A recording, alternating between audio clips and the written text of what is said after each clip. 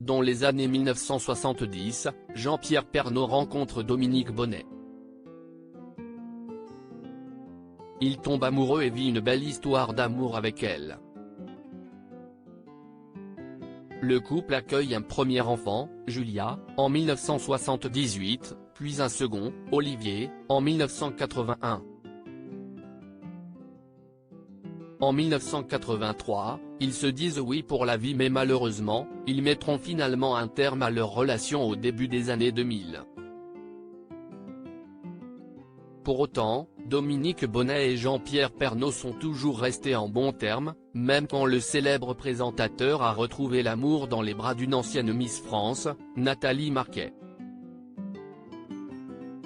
De cette première relation, on ne sait presque rien si ce n'est la naissance des deux aînés du journaliste.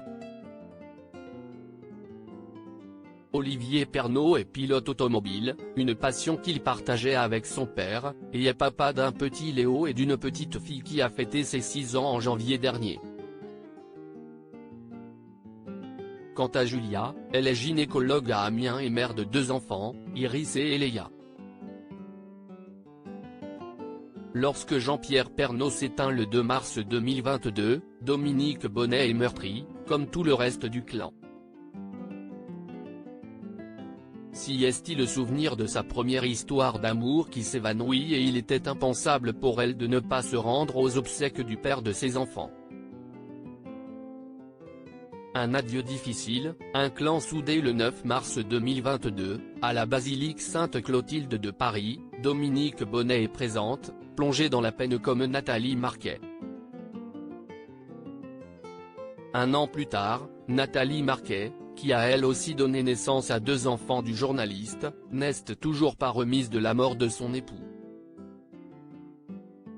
Toutes les semaines, elle rend hommage au père de ses enfants, Lou, né en 2002, et Tom, né en 2003. Il y a peu, elle s'est même fait tatouer les initiales de l'amour de sa vie. Entre confidences sur les réseaux sociaux et dans les médias, l'ancienne reine de beauté peine à tourner la page. Elle peut malgré tout compter sur le soutien de sa fille et de son fils, toujours présents pour lui remonter le moral. Nathalie Marquet trouve également du réconfort dans les signes envoyés par son mari depuis l'au-delà. Sans nul doute regardera-t-elle ce soir le documentaire que TF1 consacre à l'homme de sa vie, Jean-Pierre Pernaut, un an déjà.